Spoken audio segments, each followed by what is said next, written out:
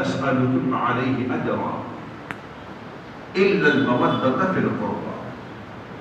اے لوگوں جو تبلیغ دین کے لیے میں نے قربانیاں دی ہیں، جو دین میں نے تم تک پہنچایا ہے، اس جہالت کی تاریک گڑھے میں سے نکال کر ایمان کی روشنی میں جو تم کو میں نے لا کر کھڑا کیا ہے، تو اس پر میں تم سے کوئی اجر طلب نہیں کرتا. لا اسألکم علیہ اجرا، اس پر کوئی اجر نہیں طلب کرتا. الا المودۃ فی القربى، مگر یہ ہے کہ میرے قرابت داروں سے، میری اہل بیت سے محبت کرو، یہی میری خدمت کی اجرت ہے. جب پوچھا لوگوں نے یا رسول اللہ صلی اللہ علیہ وسلم آپ کی قرابت دار، آپ کے اہل بیت کون؟ فرمایا علی، فاطمہ، حسن، حسین، یہ میری اہل بیت ہے. ان سے محبت کرو، جو ان سے محبت کرے گا وہ مجھ سے محبت کرے گا، جو ان سے دور ہوگا وہ مجھ سے دور ہوگا، اور جو ان سے پیار کرے گا اللہ بھی اس سے پیار کرے گا. تو میں نے جو دین تم تک پہنچایا میں اس سے تم سے کوئی اجر طلب نہیں کرتا. میرے پیارے، وہ رسول کس سے کیا اجر طلب کرے؟ طلب کرنا یہ نہیں مانگنا. وہ رسول کس سے کیا مانگے؟ جو رسول کائنات کو بانٹنے کے لیے آیا ہو وہ کسی سے کیا مانگے؟ امام عشق و محبت، امام اہل سنت کہتے ہیں کون دیتا ہے دینے کو منہ چاہیے، دینے والا ہے سچا ہمارا نبی. وہ نبی جس کو جو چاہے عطا فرما دے. حضرت ابو ہریرہ رضی اللہ تعالیٰ کی ایک روایت مجھ کو یاد آ رہی کہ ابو ہریرہ رضی اللہ تعالیٰ جو سننے والے ہیں بار بار سنتے ہوں گے، حدیث میں ابو ہریرہ اس کے راوی ہے. پڑھنے والے بہت زیادہ کثرت سے جو روایت ملتی ہے ابو ہریرہ کی، مگر ان کا حال یہ تھا کہ ان کو نسیان کی بیماری تھی. نسیان یعنی بھول، کوئی بات سنتے بھول جاتے، سنتے بھول جاتے. بارگاہ رسالت میں حاضر ہوئے، یا رسول اللہ صلی اللہ علیہ وسلم مجھے تو کوئی بات یاد نہیں رہتی، کچھ دعا فرمائے. آقا فرماتے ہیں کہ ابو ہریرہ اپنی چادر بچھاؤ. ابو ہریرہ نے چادر بچھائی اور آقا علیہ السلام خالی ہاتھ ہے. ہاتھ کیا ہے؟ خالی ہاتھ ہے. چادر بچھی، سرکار یوں لیتے ہیں چادر میں ڈالتے ہیں، پھر یوں لیتے ہیں چادر میں ڈالتے ہیں، پھر تیسرا لیا چادر میں ڈال دیا. ابو ہریرہ اٹھا لے. یہ مزاج یار سے واقف تھے صحابہ کرام. صحابہ کرام رسول کی ذات کو تو نہیں کہہ سکتے، لیکن رسول کے اختیارات کو جانتے تھے. آج کل کا کوئی بیوقوف ہوتا تو کہتا ہے یا رسول اللہ کہ آپ تو کیا مجھ سے مذاق کر رہے ہیں، کچھ تو نہیں ہے اس میں. مگر قربان جائیں اس صحابہ کرام کے عشق رسول پر. سرکار نے یوں کیا، ڈالا، فرمایا ابو ہریرہ اٹھا لے. ابو ہریرہ کے اٹھانے کا انداز دیکھیے. ابو ہریرہ نے چادر بچھائی تھی، کیا کرتے ہیں؟ ایک کونا یوں اٹھا رہے ہیں، دوسرا کونا یوں اٹھا رہے ہیں اور اس کو یوں گاٹھ مار رہے ہیں. لوگ دیکھ رہے ابو ہریرہ نے یہ کیا ہے؟ کہا میرے آقا نے عطا فرمایا. اس چادر کو یوں اٹھانا جیسے اس میں بہت ساری چیزیں ہیں، اور چادر کو اٹھا کر اپنے سینے سے لگا کر لے جا رہے ہیں. اور اس کے بعد کہتے ہیں کہ لوگوں، جس وقت میرے نبی نے یہ عطا فرمایا اس کے بعد میں نے وہ چادر کو سینے سے لگا کر گھر لے گیا.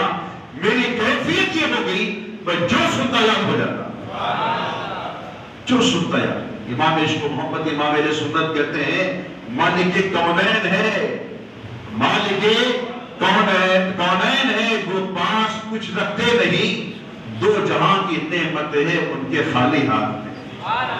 دو جہاں کی نعمتیں ہیں ان کے خالی ہاتھ میں. مطلب یہ کہ خالی ہاتھ جو نظر آ رہا ہے، یہ ہاتھ خالی نہیں ہے بلکہ دونوں جہاں کی نعمتیں ان ہاتھوں میں ہیں. میرے عزیزوں، میرے دوستوں، میں عرض یہ کر رہا تھا کہ اللہ کے رسول نے فرمایا لوگوں میں تم سے کچھ اجر طلب نہیں کرتا، ایسے مانگے. جو کائنات کو جو داتا بانٹنے آیا ہو وہ کسی سے طلب کیا کرے؟ فرماتے ہیں الا المودۃ فی القربى، مگر یہ ہے کہ میری اہل بیت سے محبت کرو. اور اہل بیت سے محبت کر کے جو مصطفیٰ نے دکھایا ہے، آپ نے سنا ہوگا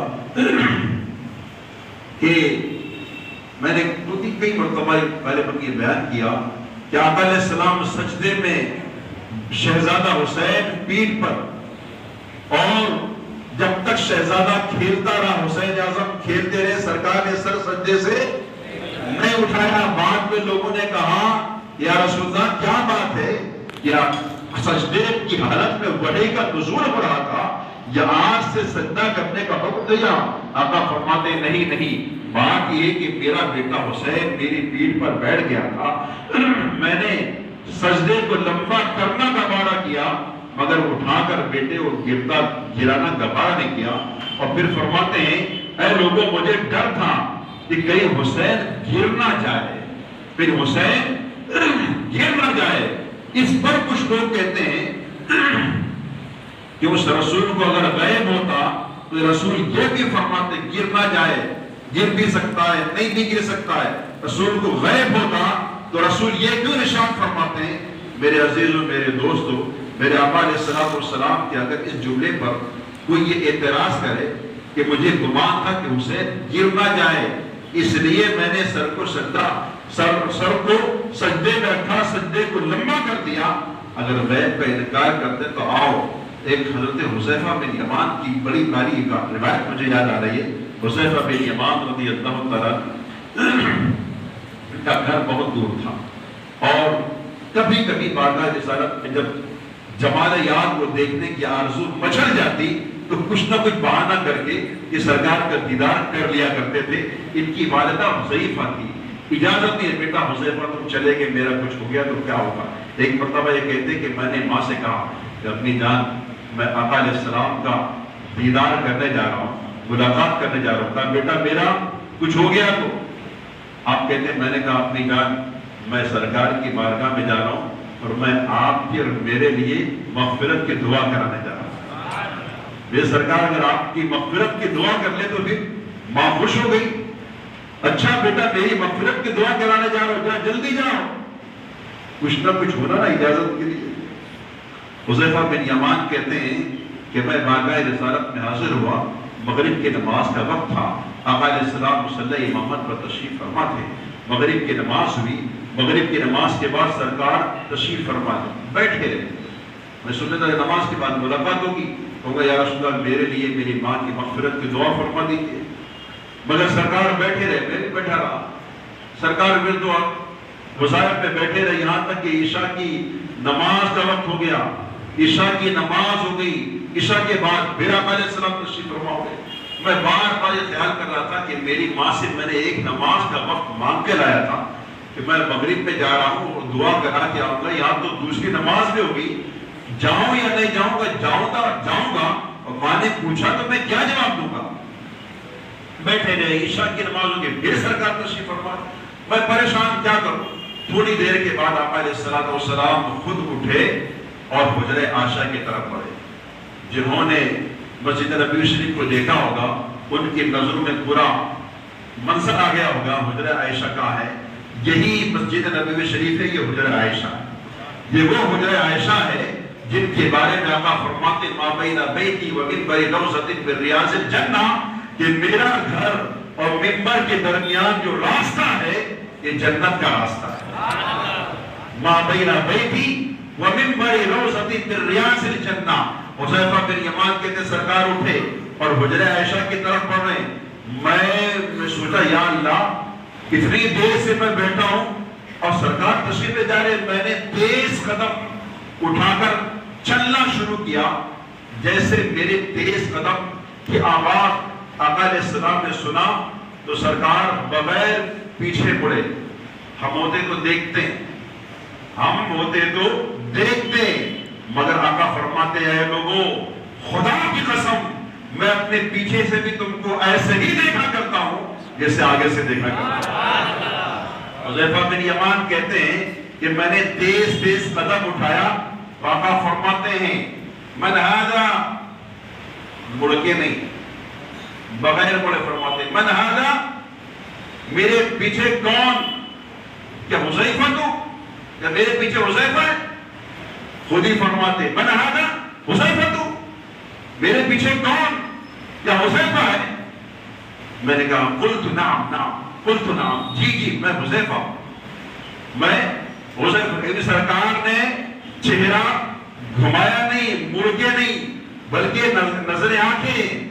من آزا، میرے پیچھے کون؟ حذیفہ تو یا حذیفہ ہے؟ میں نے قلت نعم، جی میں حذیفہ. آقا فرماتے ما حاجتک غفر اللہ لک ولی امتک، کہ کیا حاجت ہے حذیفہ، تجھ کو کیا کام ہے اللہ تیری اور تیری ماں کی مغفرت فرمائے. اللہ اکبر، قربان جائیے سرکار کے علم غیب پر.